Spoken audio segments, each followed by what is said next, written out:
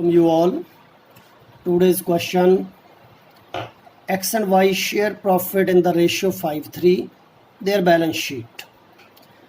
Liabilities, assets. Liabilities में new जो given है workman compensation reserve. Workman compensation reserve मतलब वर्कर के लिए रखा है पैसा, अगर कोई इमरजेंसी पड़े तो वर्कर को देना ये पैसा. इसकी एडजस्टमेंट क्वेश्चन में हमने देखनी है. जैसे यहाँ 5800 गिवन है, अगर सपोज कि एडजस्टमेंट में गिवन है only 800 is required, it means जो रिमेनिंग 5000 है वो डिस्ट्रीब्यूट कर देंगे पार्टनर में in their capital account. And the next P&L given है एसेट साइड, ये भी कैपिटल अकाउंट में डिस्ट्रीब्यूट करेंगे हम. जो पहले कॉमन ट्रांजैक्शंस, क्वेश्चन में कुछ कॉमन ट्रांजैक्शन लिखेंगे हम. सबसे पहले कैपिटल अकाउंट में लिखेंगे by balance brought down. Then next given है हमें जो बैलेंस शीट में कैश एट बैंक गिवन है, इट मीन्स जो न्यू पार्टनर लेके आएगा पैसा उसे हम लिखेंगे बाय बैंक. एक मैंने बोला बाय वर्कमैन कंपनसेशन रिजर्व. और एक P&L गिवन है बैलेंस शीट में, एसेट साइड गिवन है तो डेबिट साइड डिवाइड करेंगे इसे P&L. और यहाँ पे कैश एट बैंक या ओनली बैंक भी लिख सकता स्टूडेंट. ये कुछ कॉमन ट्रांजैक्शन. बाकी revaluation, debit all expenses and losses, credit all income and gains. Capital में only transaction related to capitals, only related to partners. And in balance sheet, old balance sheet को देख के बनानी है balance sheet, सिर्फ new values लिखनी है उसकी, changed value. Now the question is, first of all balance brought down. जो पार्टनर की कैपिटल गिवन है, X and Y. X's capital 70,000, Y's capital 31,000. 70 and 31 by balance brought down 70,000 and 31,000. Then liability side में only workman compensation reserve है, but ये after adjustment distribute करेंगे. Adjustment देखने के बाद, जब एडजस्टमेंट में जैसा गिवन होगा उसके अकॉर्डिंगली. एंड एसेट साइड में एक गिवन है P&L की वैल्यू गिवन है 2400. P&L 2400 in their old ratio given है 5:3. 2400 को हम 5:3 में डिवाइड करेंगे, 5/8 एंड 3/8. जब इसका 5/8 करोगे तो बनेगा 1500. जब 3/8 करोगे बनेगा 900. ओनली ओल्ड पार्टनर में ओल्ड रेशो में डिवाइड करना है. इससे नेक्स्ट हमारा स्टेप होता है एडजस्टमेंट्स. एडजस्टमेंट से शुरू करना रिमेनिंग क्वेश्चन. एडजस्टमेंट में गिवन है दे admit Z into partnership with 1/8 share. Z का शेयर 1/8, जेड के कॉलम में स्टूडेंट लिख सकता है. ओल्ड शेयर गिवन है हमें 5/3 एक्स और Y, Z 1/8. Z bring 20,000 as his capital and 12,000 for goodwill in cash. 20,000 capital लेके आया and 12,000 for premium for goodwill. तो जो 20,000 कैपिटल है उसे लिखेंगे हम बाय बैंक कॉलम में लिखेंगे. और न्यू पार्टनर के कॉलम में बाय बैंक 20,000.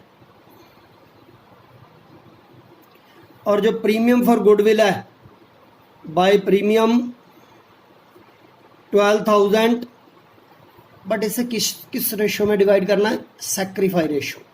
Sacrifice ratio. अगर क्वेश्चन में कोई न्यू रेशो गिवन है देन हम ओल्ड माइनस न्यू करके सैक्रिफाइस फाइंड करेंगे. अगर नहीं गिवन इट मीन्स फिर old ratio is the sacrifice ratio, then हम 5/3 में डिवाइड करेंगे.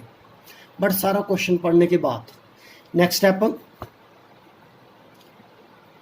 Z acquire his share entirely from x. जब जेड न्यू पार्टनर एडमिट हुआ बिजनेस में, उसने अपना शेयर सारा कंप्लीट शेयर जेड ने एक्स से एक्वायर किया, इट मीन्स ओनली एक्स का सेक्रीफाइस है, बाई का कोई सेक्रीफाइस नहीं इसमें। तो एक्स के कॉलम में लिखेंगे प्रीमियम फॉर गुडविल 12,000, क्योंकि सिर्फ एक्स का ही सेक्रीफाइस है। देन नेक्स्ट एडजस्टमेंट देखो, provident fund is to be increased by 5,000। Provident fund liability side में देखो ऑलरेडी प्रोविडेंट फंड गिवन है, प्रोविडेंट फंड गिवन है 10,000। अब ये जो 10,000 है इंक्रीज्ड बाय 5,000, 5,000 और इंक्रीज हो गया, लाइबिलिटी इंक्रीज हुई। जब लाइबिलिटी इंक्रीज हुई इट मीन्स लॉस हुआ, और loss debit all expenditure and losses to provident fund.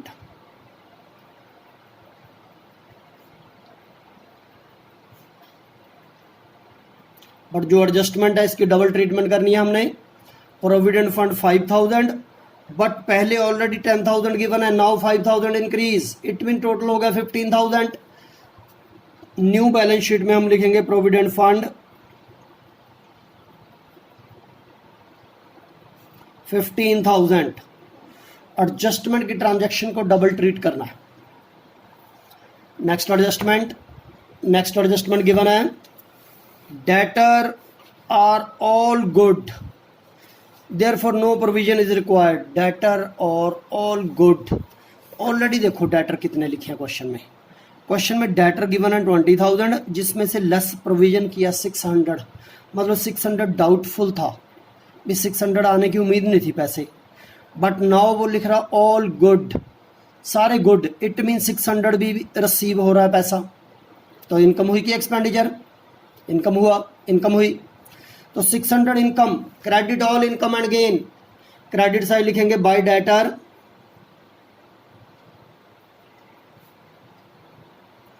और न्यू बैलेंस शीट में डेटर लिखेंगे without reducing provision, provision reduce करने की जरूरत नहीं, 20,000।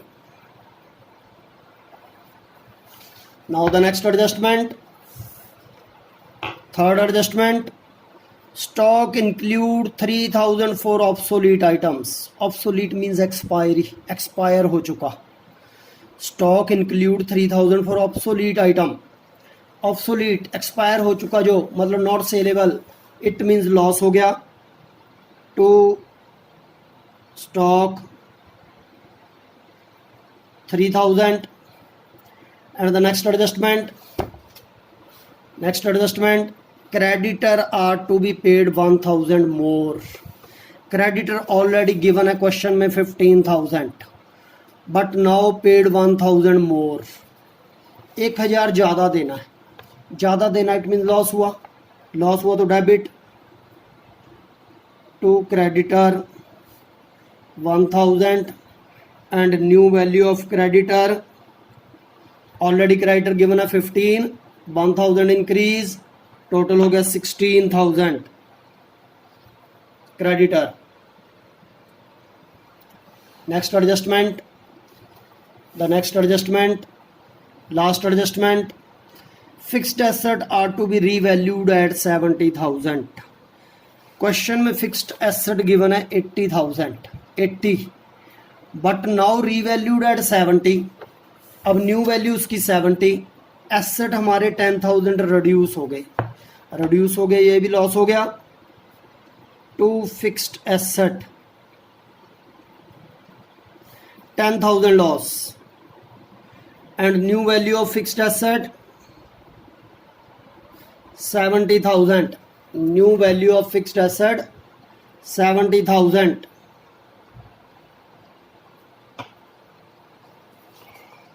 These are the adjustment.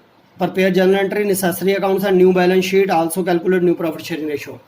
First of all we will prepare necessary accounts. necessary account prepare करेंगे, but इससे पहले एक स्टेप और है अपना, जो बैलेंस शीट में गिवन है ना रिमेनिंग ट्रांजैक्शन, जिससे रिलेटेड कुछ भी एडजस्टमेंट नहीं आई, पहले वो बैलेंस शीट में उतारो।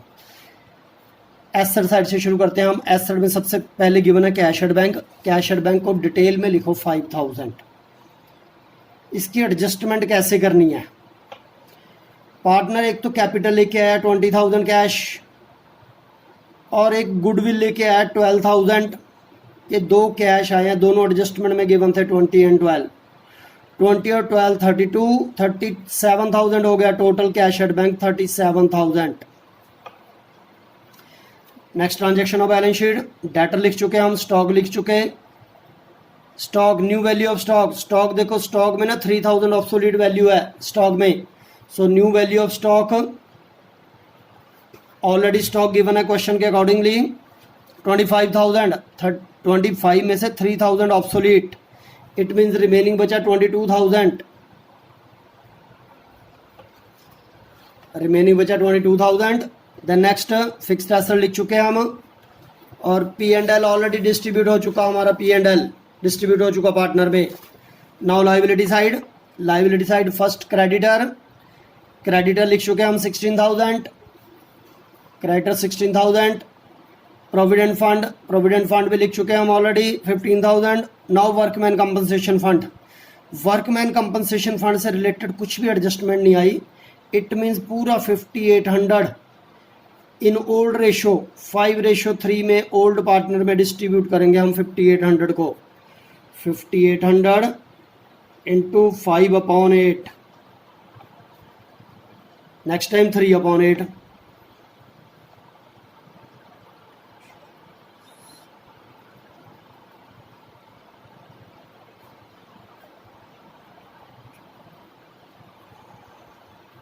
$3,625 फर्स्ट पार्टनर के लिए आया, 3,625, सेकंड पार्टनर के लिए 3 से मल्टीप्लाई करके 2,175, ये वर्कमैन कंपनसेशन की adjustment. Next liability side given है कैपिटल, कैपिटल हम न्यू पार्टनर के लिखेंगे, तीनों पार्टनर के x Y and Z.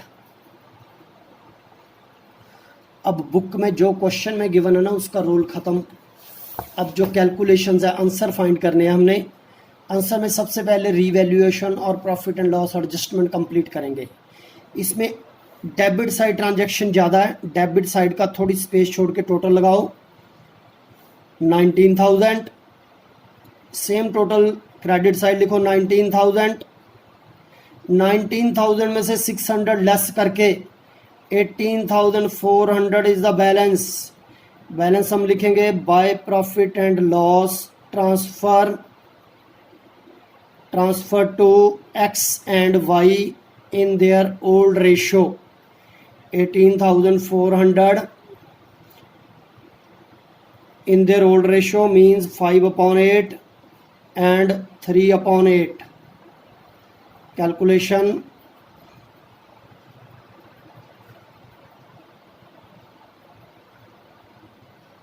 y के लिए 6900 और x के लिए 11,500। आंसर हमारा क्रेडिट साइड आया, इसे हम कैपिटल के डेबिट साइड ट्रांसफर करेंगे to revaluation. 11,500 for X and 6,900 for Y. Now the balances of capital, credit side का टोटल लगाओ पहले,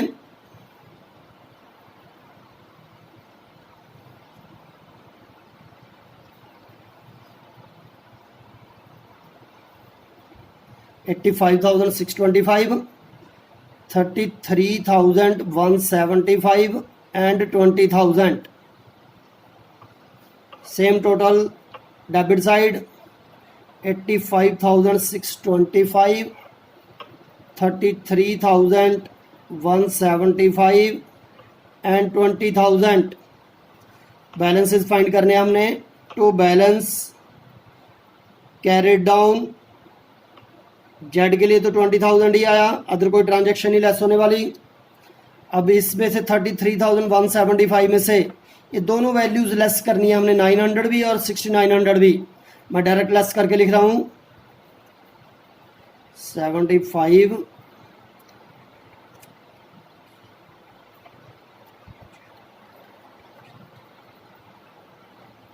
25,375। सिमिलरली 85,625 में से 1500 और 11,500 ये दोनों लेस करने हमने, मतलब ओवरऑल ये दोनों बने 13,000। इसमें से 13 लेस करना है, तो 13 लेस करोगे बनेगा 72,625।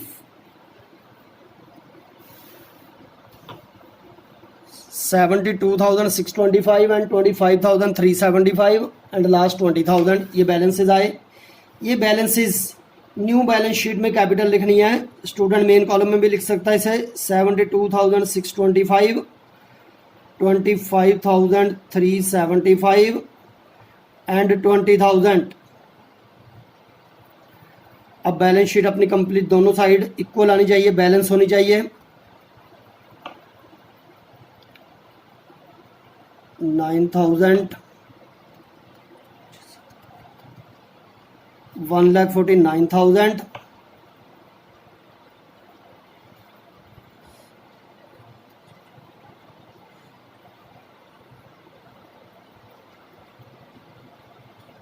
1,49,000 से बैलेंस शीट टैली हुई। 1,49,000 both side, total of balance sheet 1,49,000।